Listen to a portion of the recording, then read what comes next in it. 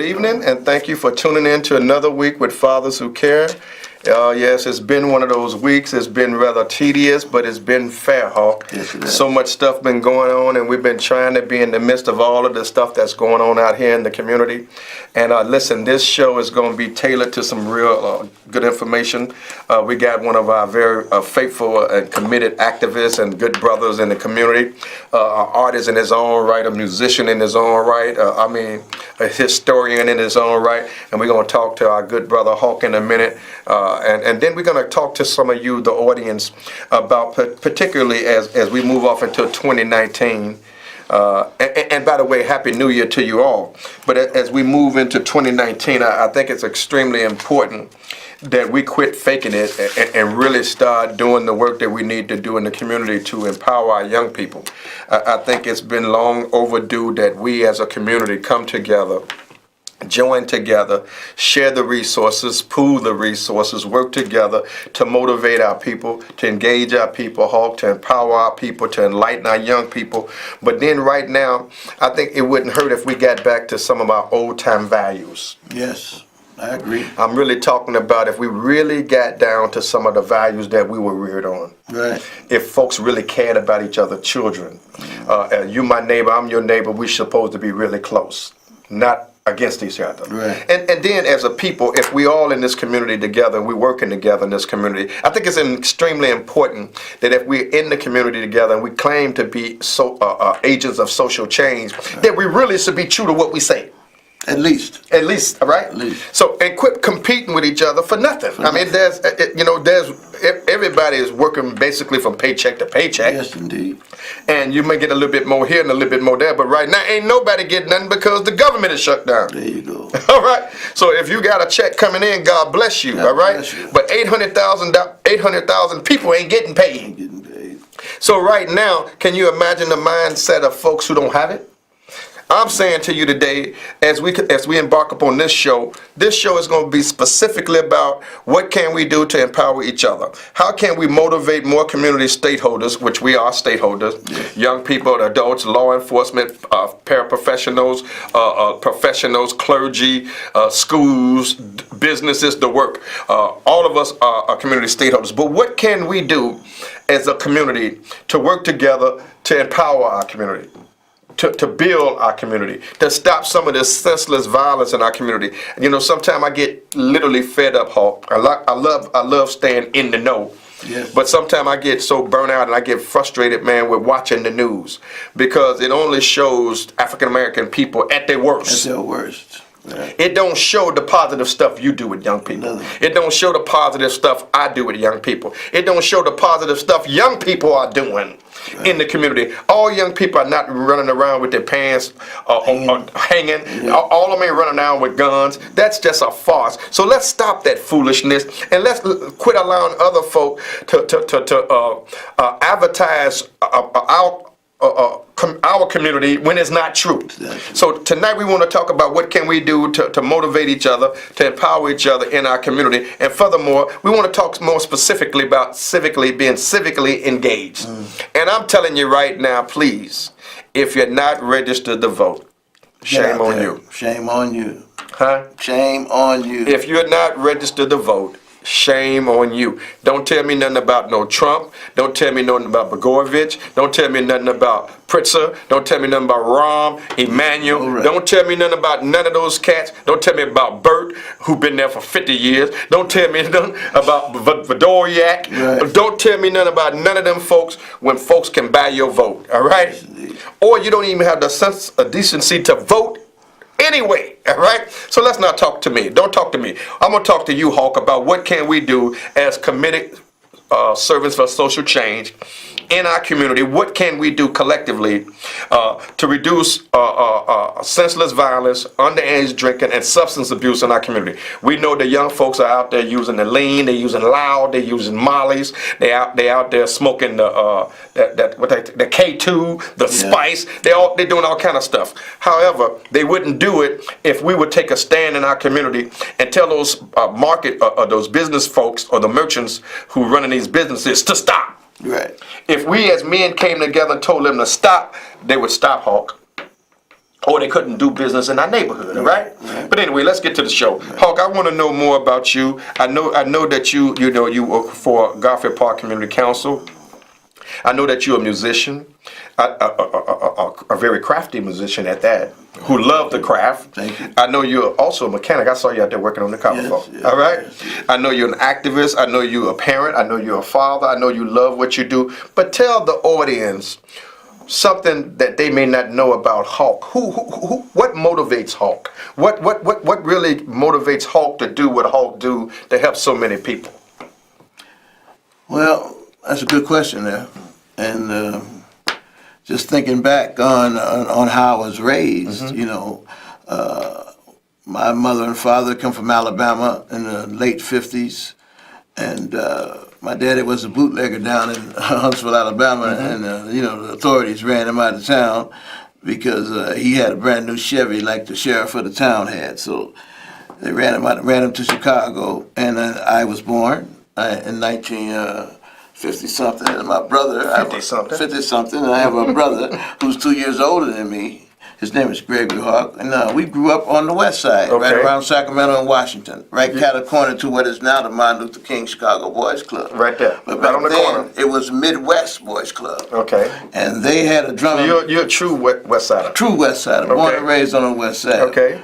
All my life we basically lived on Washington Boulevard, either the 2900 block, 3000 block, or the 3200 block, and it was a beautiful living on a boulevard is a beautiful experience.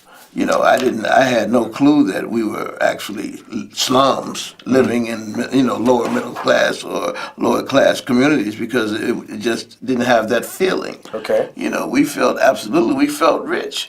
We had everything. So you was rich spiritually. Rich spiritually and culturally. Yeah, you culturally, know, yeah, right. yeah. We were, Which is how we were raised. This is how we were raised. Yeah, yeah. You know. You might have been broke, but you didn't know you were Didn't broke. know we were broke. You know, because Mama and them did a good job. They did Mama a and Daddy great them did a good job, man. And they played great Santa Clauses, and it was a beautiful thing. And we had resources within our community that fulfilled us as a family and as a community. We didn't have to go far for what we needed in the community. But Hawk, let me ask this here. You're watching Fathers Who Care now, and just for the purpose of the show, we're going to open up the lines. The lines are open. The number here is 312-738-1060. And the topic tonight is, what can we do as a community to come together to help motivate, nurture, and encourage more community stakeholders, that means you and I, to work together for the betterment of our community? I'm telling you, here's the question. What can, not just us, what can we as community stakeholders do to save our babies, to save our communities, to make sure that we're making a difference in our community and lay some kind of foundation for the children that's coming behind us? The phone lines are open. The phone number here is 312-738-1060. It's on your screen. So back to you, Hawk. Yes. You talked about your history, and you talked about how you were reared, and you actually had a lot of energy in that conversation. You want to share with us a little bit more about what makes up the value, your values that you currently have, particularly when you're dealing with other people, because it shows. I mean, we can be out here and we can be half-cocked, or we can be out here and be on point. And so normally when we're out, you know, we're always in the same circles. Right. And also we're believers. We're believers in the Most High. Yes. God Almighty. That's who we're talking about. We believe God is real. God is real. God is real to us. So we're not going to talk about that tonight. But God is real to us. Yes, He is. But what makes you, Hawk, feel the way you do about it, helping so many people? Well, my mother is 96 years old. 96. 96. God bless She's her in soul. great health, and God bless her, and she's in better shape than I am. And my father died when I was 10 years old. And when my father died, man, that I later in life learned that was part of what we now know as ACEs, Adverse Childhood Experiences. That broke me up so bad. Say that again. Adverse Childhood Experiences. ACEs. Right. Adverse childhood experiences. Okay, right. go ahead. The death of my father crushed me mentally and emotionally because he had instilled in me such a work ethic that I wasn't ready to deal with at 10 years old. But even though at 10 years old, I'd already had a paper route and 2 shoe shine jobs at the local barber shop. So he instilled a work ethic in my brother and I early. and we had to run with it. You know, my brother took off and went away to school, as I really wanted to do as well, but I wasn't going to leave my mom home alone. Right. You know, because I know what she sacrificed, you know, for me and my brother after my dad died. Right, right. And she was a hard-working woman, and my brother and I, we just had a work ethic that was great. So you were reared with that work ethic. Yes, we were. So why is it that our young people today, because you know, we try to do whatever we can to empower our children. We want our children not to have to struggle as much as we have to struggle. Right. But I don't think for the most part young people are struggling at all. Because most of them that I have the pleasure of being around, they either had one or two parents, you know, rearing them. Right. They wear beautiful clothes, you know. They Fresh gear. Oh, they fresh gear. Fresh gear all the time. All the time. Yeah. And so what is it that is hindering our young people from wanting to take it to the next level? What is it about the easy come, easy go mentality that got these young folks figuring that they can just sit around and not have to work? Think about that. Let's get to this next caller. Okay. This caller, thank you so much for calling in. We have the professor with us now this evening, none other than Tyron Hawk. Hawk is here, and Hawk, let's see who's on the air. Caller, you on the air. Hello? First, yes, I want to begin by saying it's always nice seeing young men with a positive focus on life, and I commend you both. Thank you. My question is, how urgent do you think it is that you reach our youth that appear to be so lost, you know, today? I just want to know, what do you all feel about, you know, the importance of trying to reach the youth out here, and what would the both of you all do to try to reach our youth? Thank you for that question. That was a good question. Thank you so much for that. Okay. Thank you so much. Okay. Go ahead. Well, I would bring opportunities I thought that was to a the good question, communities. though, Our community has been stripped of some of the basic necessities that it takes to rear children. I mean, we have no resources. We have no bowling alleys, no recreation. We have a park that's barren. And we have no movie theaters. You don't that go are there. accessible. I'm going there with you. Right. Back in the day, we had Cascade. We had Cascade. We had that with Roller that cinema, skate. roller We had skate, Albany concrete Skate Rink, jungle. Concrete Jungle. What was the movie theater we had down in Madison? The Alex. The Alex. That's The what Alex. And we also had the 4-star and the Imperial farther east on Madison. Right. So what you're saying is that young people need activities. They need activity. Plus, those were jobs within our community. See, what was that? Those were CYA? local jobs. Yeah. Those were jobs. You know, and we had drugstores on every corner, and we had soda fountain. So are you thinking we're suffering from economic deprivation? Deprivation. Yeah, or what is it that you think we're suffering from? The lady on the phone said, what can we do and how urgent should we be concerned about doing it in order to reach these young folks? You're saying that they need resources, they need after-school activities, they need an opportunity, right? Right. Is that what I'm hearing? Yes. Go ahead, finish what you're Plus, saying. they need to know who they are. Okay. And they need to know just a little bit about their history, you know, about our history. Right, We need to read some of the other books because we have been bamboozled. We have been led astray when it comes to our educational system. Chicago public schools are just not equipped with the proper format to teach us Black history. Well, you know what, Hawk? I was going to university. I was going to USC in Carbondale, right? And they literally shut down the African American Studies program, the whole department. Right. So young people today don't know their history. They don't. Because right now it's easy to be, like you said, bamboozled, run amok, hoodwinked by television, by social media, by looking at these rappers and all these other folks and thinking that in order to be hip or to be accepted, you got to dress like them or act like them or conduct yourself in a derogatory way to feel like you got to fit in. And if you want to read, you're a nerd. No, nerds, reading is not, don't make you a nerd. Right. Reading make you a millionaire. There you go. Read everything. I was always taught to read everything. Read as much as you can. The fact of the matter is, we want young people to maximize their options, not minimize their options.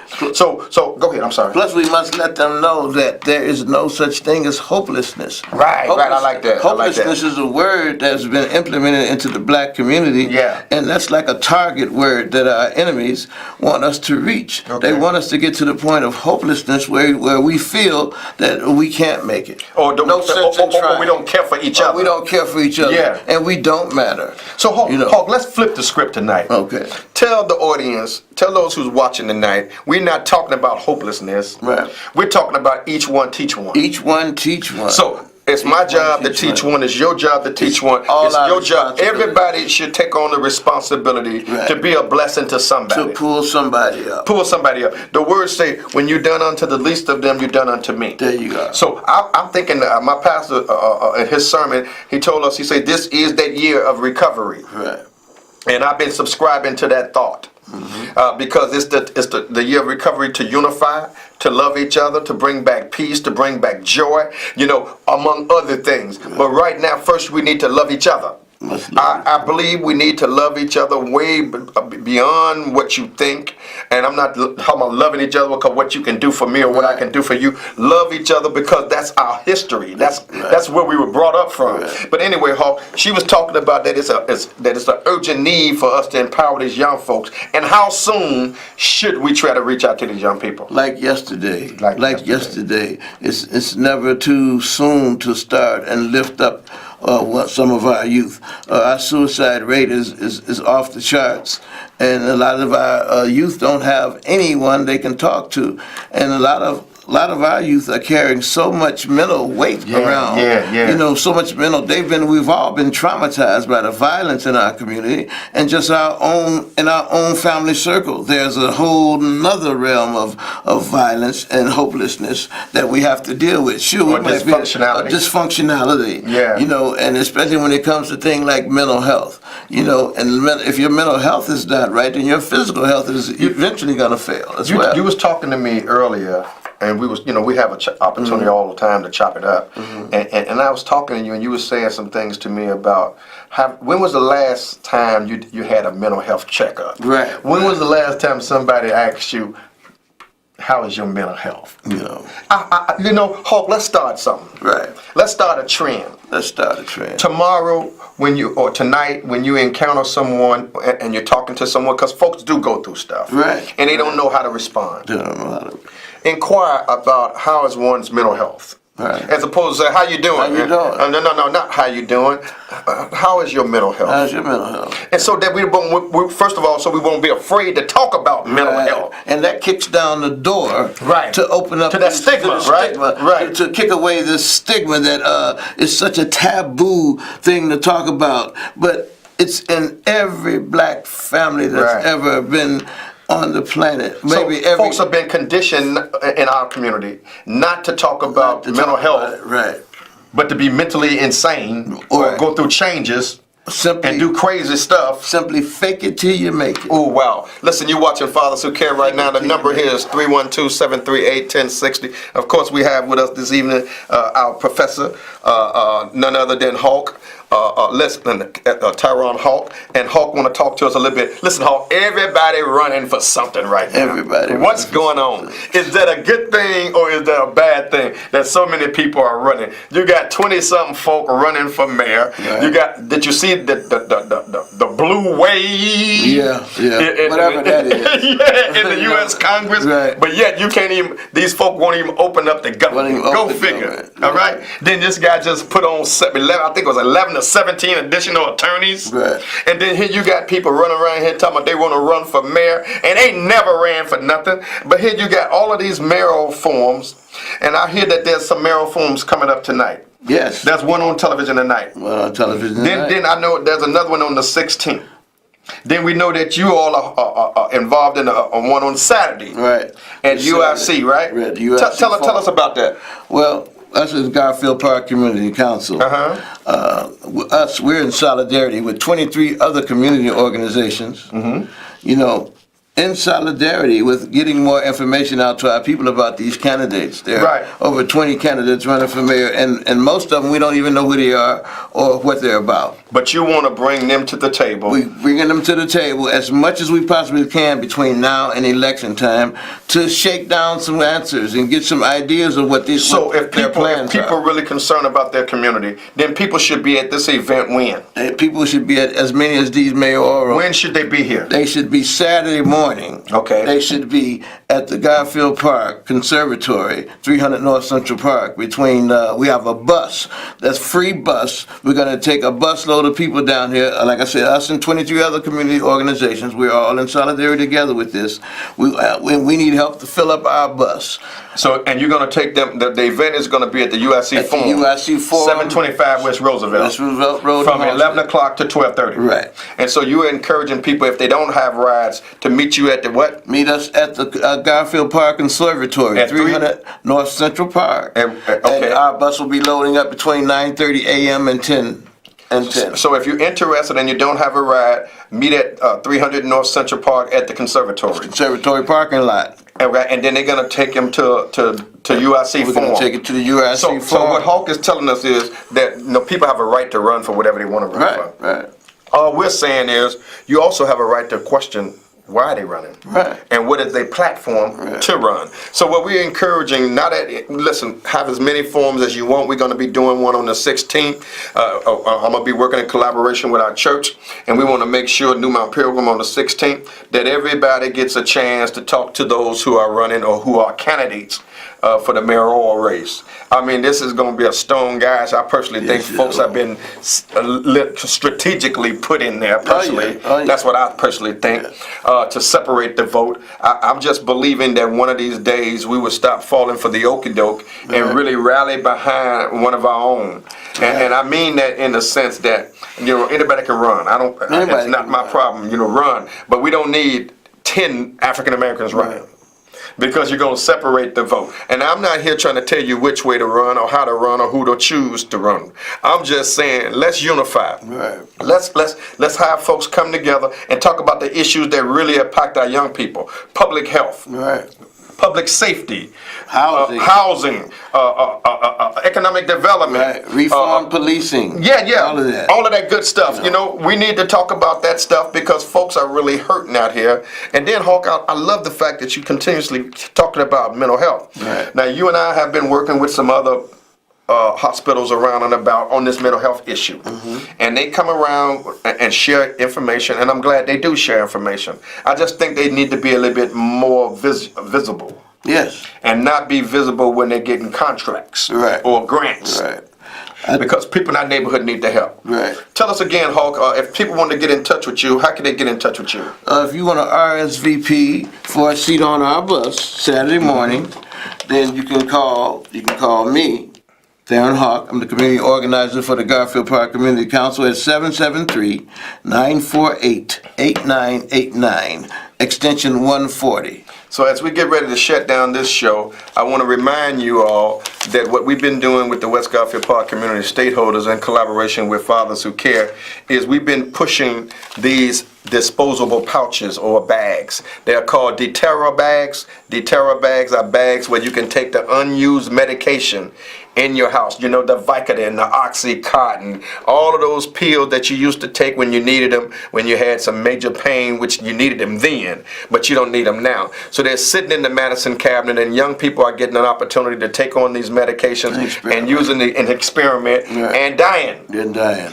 And so we're trying to tell you, as opposed to allowing that medication to lay in your home like that, we're asking you to get in touch with Fathers Who Care at 773-287-5821 and request some of the disposable bags to dispose of that medication and those opioids that you have in your home. So what we're saying is call us 773-287-5821 at Fathers Who Care. We love you. God bless you and continue to do the good work. Hawk, we thank you so much for all you do, man. Thank you so and all much you've for been having doing. me. God bless you guys for watching. Listen, Happy New Year. See you at the forum on Saturday. Yes. Continue to do the good work you're doing. Listen, be a blessing to somebody. Yes. Young people can't be what young people can't see. And if we really want to be a blessing to the young people, let's step up and do what we can to help somebody's child, because somebody's child could be your child. So listen, it's been a Stone Guys, baby. Thank you, Miss Jones.